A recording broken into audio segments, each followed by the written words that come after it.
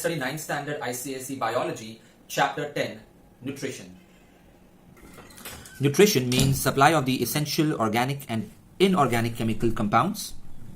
By organic, we mean usually the carbon compounds which were first discovered in living things like proteins, fats and carbohydrates. Inorganic compounds usually don't have carbon, so that would include the minerals, the salts,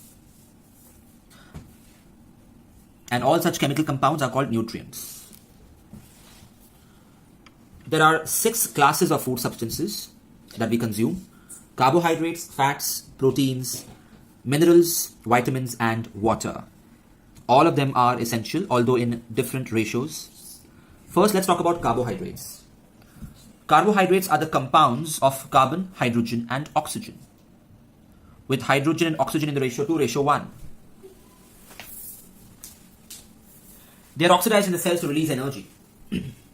So, for respiration, especially in mitochondria, glucose is required. Now, carbohydrates can be further classified into 3 types. We have number 1, sugars. Secondly, we have starch, which is a polysaccharide. And third, we have other polysaccharides. Let's compare sugars and starch first of all. Sugars are soluble, but starch isn't. Sugars taste sweet, starch doesn't. Now, sugars can be monosaccharides or disaccharides. Monosaccharides, example, glucose, fructose, and galactose, all of them have the same formula, C6H12O6. So the molecular formula is same, but the structural formula is different. So if we draw the molecule and show the bonds, we would see that the shape of glucose is completely different from that of fructose and galactose. Now this is the shape of a glucose molecule. For fructose and galactose, it might be totally different from this. So their properties are a little different, even though the formula is same. They are called isomers, which you will study in chemistry in 10th standard. They are the simplest of all sugars. In fact, whatever carbohydrates we eat have to be broken down into glucose. That is the fuel for all our cells. Our cells can't use any other fuel except this one.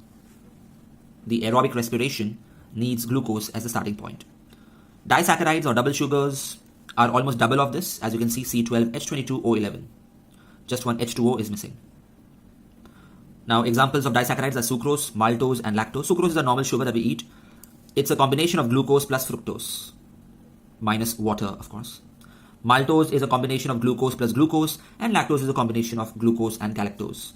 Maltose is also called malt sugar, and lactose is called milk sugar.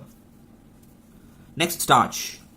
Now, unlike sugar, starch is insoluble in water, and it's actually a polysaccharide, which means the formula is quite complicated and the molecule is large. Its general formula is C6H10O5N, where N can have any value, 100, 1000, theoretically it can have any value, and the chain of this compound can be very long, so it's called a polysaccharide. Starch is the food stored in potatoes, in the grains. That is the chief source of carbohydrates for us in food. Then it gets digested and gets broken down into simpler sugars step by step. Next, let's talk about the other polysaccharides like cellulose, glycogen. Cellulose is found in cell walls of plants. We can't digest it, although other herbivores can, but we are omnivores, so we can't digest grass. And yet we eat cellulose in our daily food. We call it roughage or fiber, which is very important for the proper functioning of the gut, that is the intestines. Glycogen is a polysaccharide. It is a form of carbohydrate in which we store food in our body, mainly the liver and the muscles. So whenever we have excess of glucose in our body, it is converted into glycogen and stored for future use, so that when you are fasting or starving, this glycogen can again be broken down into glucose to give your body energy. Carbohydrates, 1 mole of glucose, mole is a unit of quantity. 1 mole does not mean 1 molecule. You'll learn the mole concept in 10th standard chemistry. But 1 mole of glucose releases around 686 kilocalories or 3.8 kilocalories per gram. So per mole, this is the value, and per gram, this is the value. Now, why is roughage so important? Roughage, we can't digest it, but because it is fibrous, it absorbs a lot of water. Hence, it makes the fecal matter soft. So it is so easy to ingest. This prevents constipation. If we don't have enough roughage, it is difficult to ingest. and pass out the stools or the feces. That is called constipation. Secondly, the movement of the undigested food through the intestine becomes easier because of roughage, because the intestine's muscles can contract easily because of it. So what is the source of roughage? Well, vegetables, fruits, of course, even corn, and half crushed wheat, not refined wheat. Refined wheat or maida, it does not have roughage, so it's not that healthy.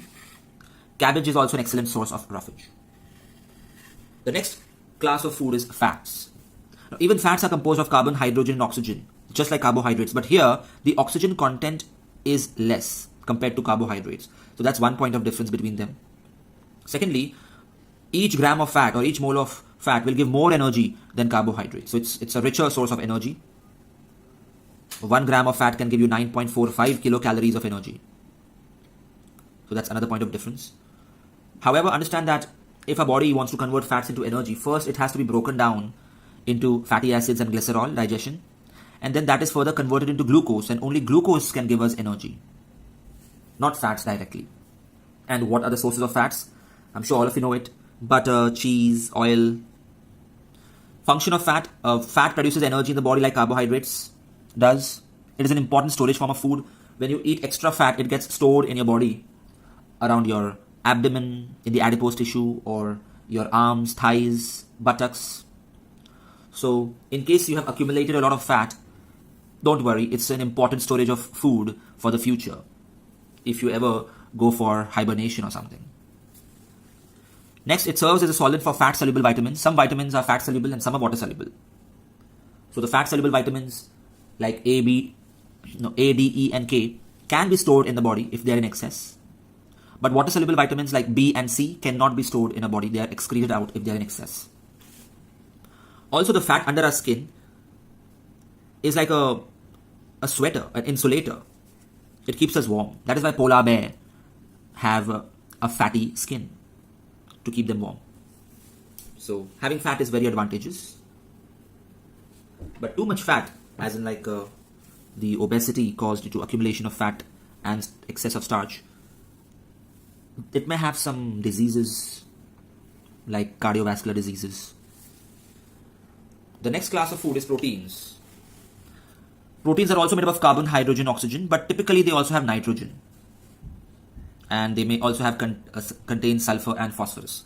Proteins are made up of tiny molecules chained together, and the smallest unit is amino acids. So when you digest proteins, they are broken down into amino acids. Proteins are very important for the growth and repair of the body cells and tissues. So many things in the body are made up of proteins, like antibodies, certain enzymes, certain hormones, certain pigments. So they're very important for life. And in time of emergency, when there is a shortage of starch and fats in your body, proteins can be broken down into amino acids, and these amino acids can be broken down into glucose, and that's how we can get energy from proteins as well. But that is a last resort, because ideally we don't want to break down amino acids just to give us energy, because they have other roles, important functions. Deficiency of proteins can cause diseases like kwashiorkor and marasmus. Rich sources of proteins are fish, eggs, milk, cheese, nuts, bean, peas, etc. Now let's understand the difference between kwashiorkor and marasmus. We'll understand it with the help of this differentiate table, which covers a lot of points. Kwashiorkor affects children from the age group of 1 to 5 years of age, whereas marasmus affects infants from 0 to 1 year of age. Secondly, it is because of deficiency of proteins in the diet, whereas marasmus is due to deficiency of carbohydrates, proteins, and fats, all three in the diet. Usually these diseases happen because the infant is not given mother's milk. They are fed jaggery or other such cheap food because poor people cannot afford to give nutritious food to the child. Perhaps the mother herself is undernourished, so she's not able to produce enough milk. Or if they have back-to-back children, so the newborn baby will get mother's milk, whereas the 1-year-old baby will stop getting mother's milk. Which is fine, but at least the mother's milk should be substituted with nutritious food. There are many packaged food available like Cerelac, etc. Now what are the symptoms? Here edema of legs and face happens, there is swelling. Here there is no edema, but there is a thin face. In kwashiorkor, the skin of the patient becomes dark and scaly. In marasmus, there is no darkening of the skin, but the skin becomes loosely folded. In kwashiorkor, there is no degeneration of the muscles, but there is a the child becomes underweight. In marasmus, there is a degeneration or weakening of the muscles and the body becomes very weak. So these are the three symptoms of kwashiorkor and marasmus. This is a child suffering from marasmus. So if somebody is suffering from kwashiorkor, how can we control or treat such a child? Well, he should be given food rich in proteins. A mix of wheat, peanuts, gram, soybean. Also, breastfeeding should not be stopped early. At least for the first 6 months to 1 year, breastfeeding should be made a priority for children. Next, let's talk about vitamins, vital aminos. As I said, there are two types, fat soluble and water soluble. And whenever there is an absence or shortage of vitamins or any other nutrients in a body, the diseases caused because of that are called deficiency diseases. Now let's study table 10.2, minerals. We have some macronutrients and some micronutrients. As per the scope of syllabus, it's clearly mentioned. We have to study calcium, sodium, potassium, phosphorus, chlorine. In fact, a couple of them I want you to study even though they are not in scope. And in micronutrients, we have to study iron and iodine and fluorine only. Sources need not be learnt. They are outside the scope of the syllabus. But if a school teacher wishes that you learn extra for knowledge, do that.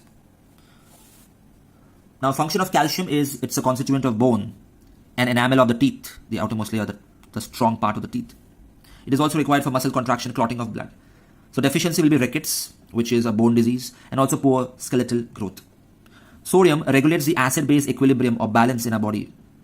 Without this, we shall have muscular cramps and nerve impulses will not get transmitted from one neuron to another neuron, which can cause issues. Potassium has a similar deficiency disease because even this is involved in fluid balance as well as nerve and muscle activity.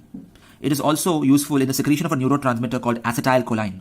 You see, if there are two neurons about which you have studied in the chapter tissues, they are closely associated together at a point called the synapse. And impulses or information from one neuron is passed to another neuron with the help of some chemicals called neurotransmitter. An example of that is acetylcholine. And for that, potassium is required.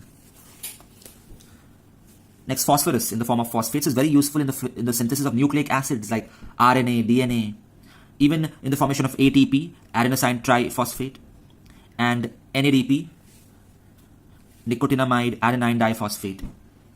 This is useful in processes like photosynthesis. You'll study that in 10th standard biology. They're also useful in synthesis of bones, enamel, just like calcium is, and for muscle contraction, conduction of nerve impulses. So deficiency of this can cause soft bones. Chlorine is important for water balance, just like potassium and sodium were. And it helps us to manufacture HCl in the gastric juice, that is the stomach. The conch HCl secreted in our stomach helps in digestion of food. We will study this in detail in the next chapter. Without chlorine, we shall get muscular cramps, just like sodium.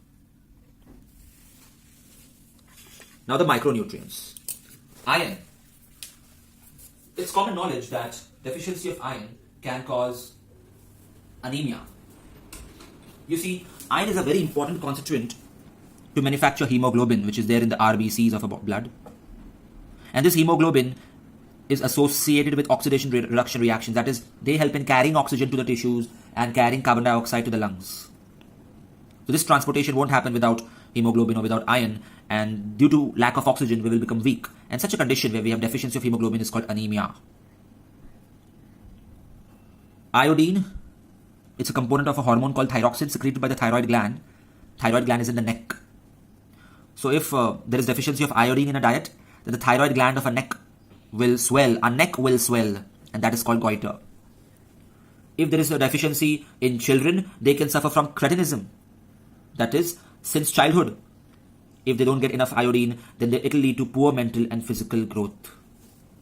That is why we should always eat iodized salt. Fluorine is an important component of tooth enamel, just like calcium is, and also bone.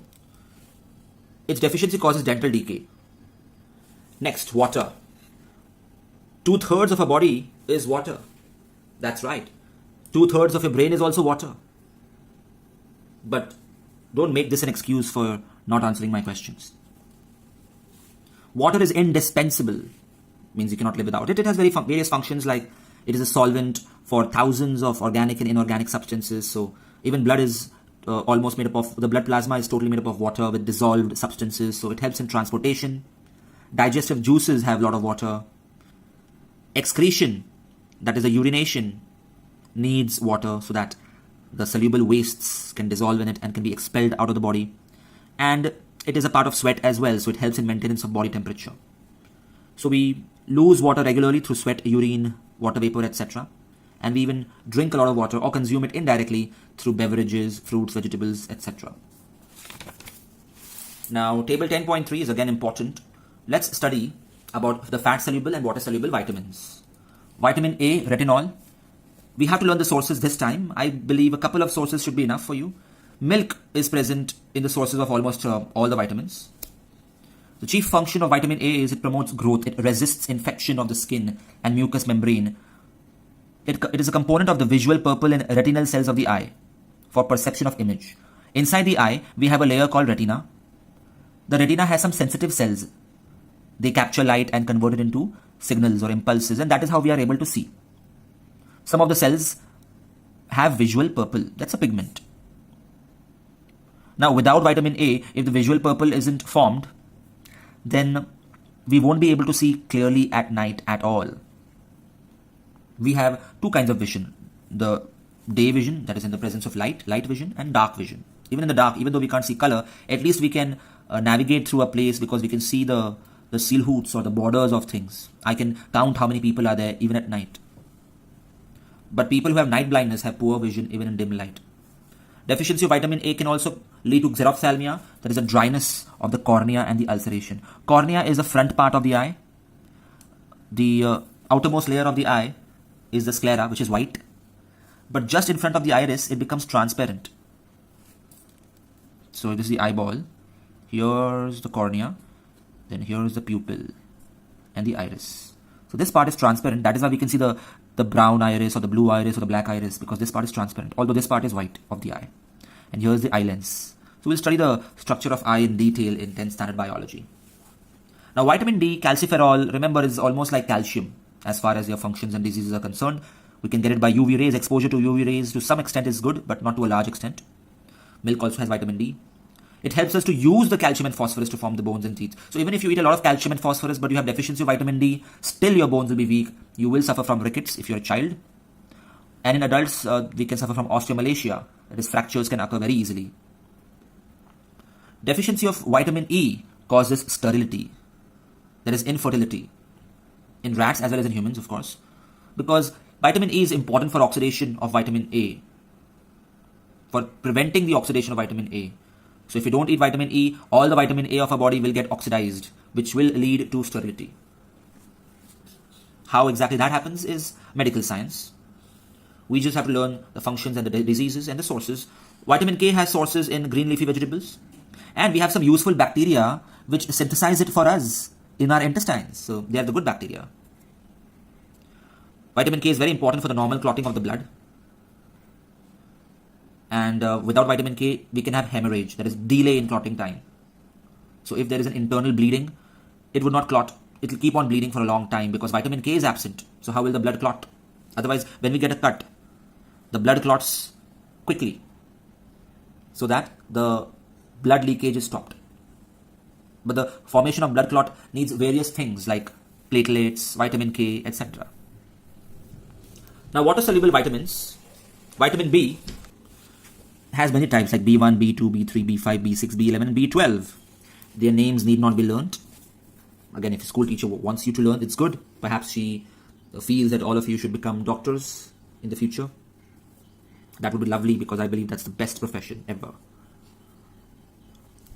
Along with scientists, of course, which includes engineers. Did I hear somebody saying that she wants to be a K-pop artist? Well, fine, even that is very profitable, but then why are you studying biology? Maybe you want to use pellagra in your lyrics. Vitamin C is called ascorbic acid. We have to learn the sources and the functions. Well, B1 is useful in growth and appetite. They help in digestion and functioning of nervous system. Deficiency causes beriberi. Vitamin B2 regulates oxidation of food. Deficiency causes irritation in eyes, inflammation or swelling of the tongue.